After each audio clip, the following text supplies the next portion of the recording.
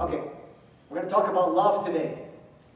And the song's been going through my song. All you need is love. That's a Beatles song, isn't it?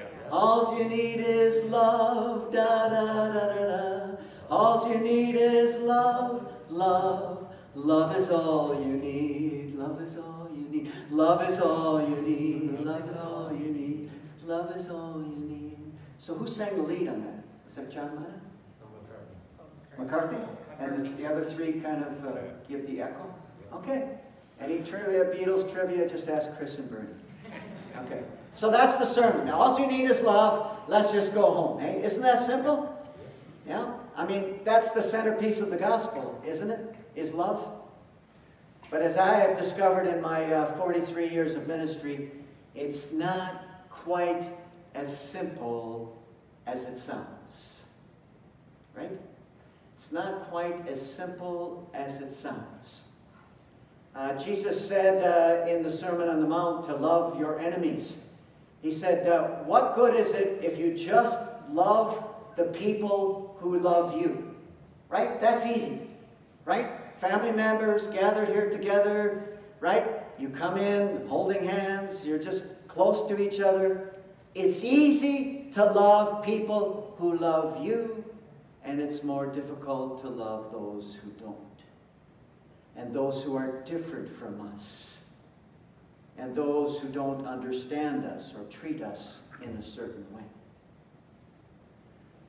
The gospel calls us to a different kind of love, okay? It's not the simple kind of love, where you just love the people who are easy to love. God is calling us to the more difficult, the harder love. I came across this book this week, and as you can see, I either stole it or I bought it, but I have an actual hard copy here. I did buy it. And I will buy some more copies of this for anybody who would be interested in this. And it's reconnecting with your estranged adult child. And every week I talk to somebody who's going through this. And it breaks my heart, okay?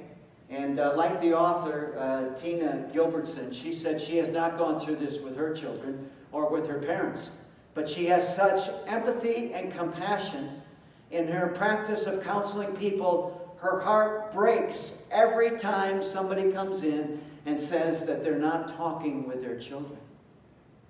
They're not talking with their adult child. They haven't for years. And they no longer see their grandchildren.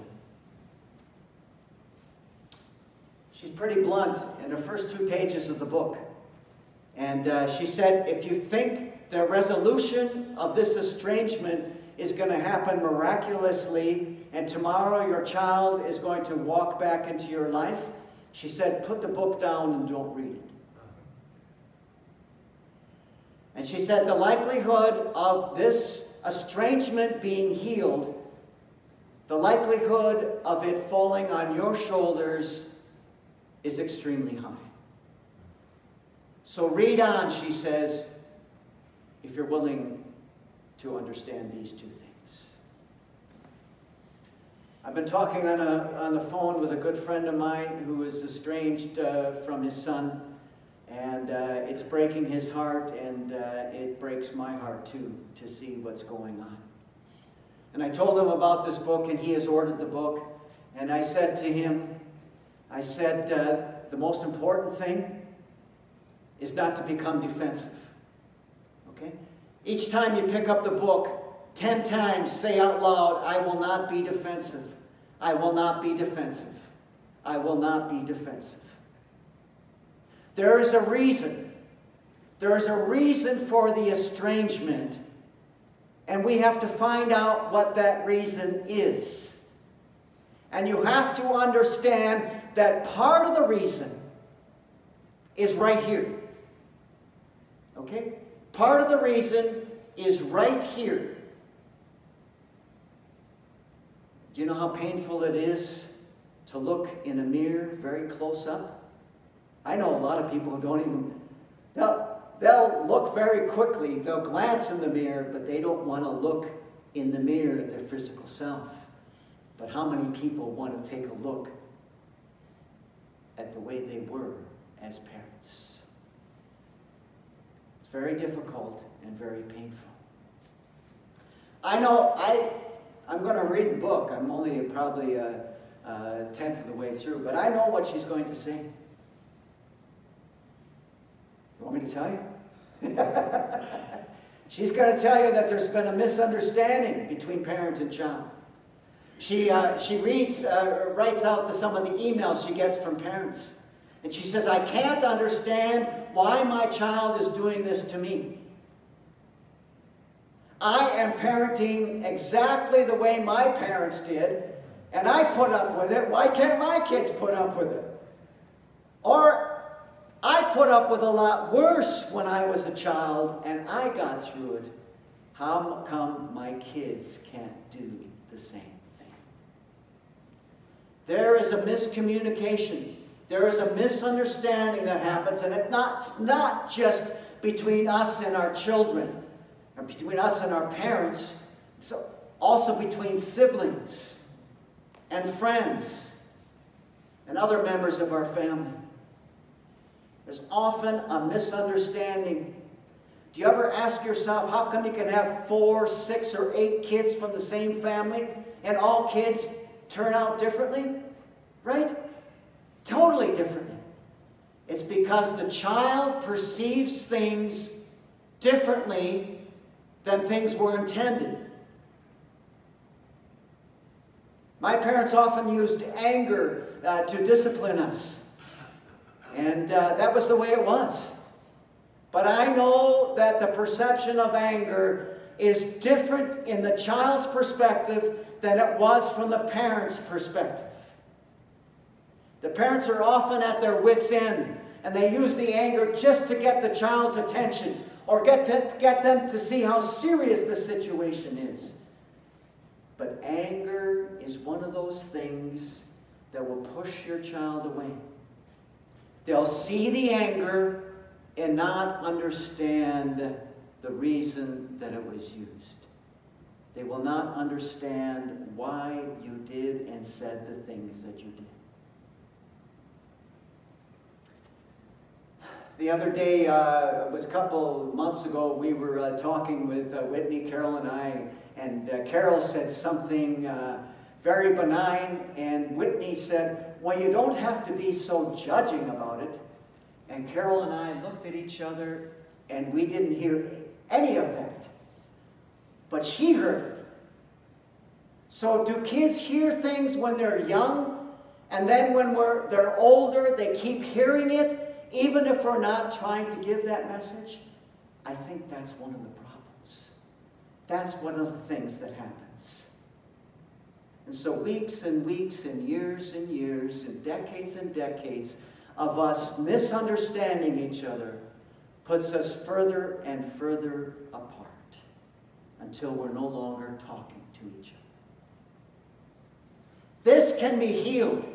And in my opinion, it needs to be healed for us to have a full and satisfying and happy life.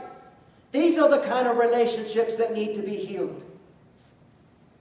And it's going to take love to heal these relationships. It's going to take a special kind of love. It's going to take a God-given love. It's going to take a love that we're going to have to ask God for, to give us the strength to understand this love and to use this love. And with His love, we will be able to forgive ourselves. Okay? There will be times, there's times, as I am a parent, that I realize I have failed. We have all failed. Not deliberately. We have not deliberately caused this rift, God forbid, but we nonetheless have gotten there. The strong love of God will heal our hearts from the mistakes we have made. I also believe there's probably a chapter in there that take you back to your childhood. And maybe you need to heal from some of those things. Our parents didn't filter things quite as much as we have filtered them. It was my way or the highway when I was a child. That doesn't work anymore. Sometimes we need God's love to heal our hearts from many years ago before we can heal the hearts of our children and ourselves.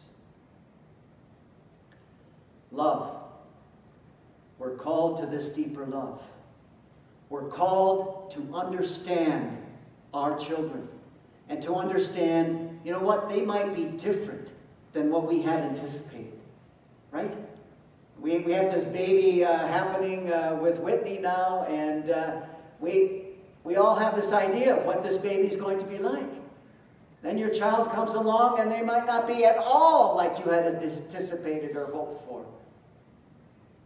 You have to love and accept and understand. And that child will feel it. They'll feel our judgment. They will feel our criticism. They feel our anger. God will help us. Amen.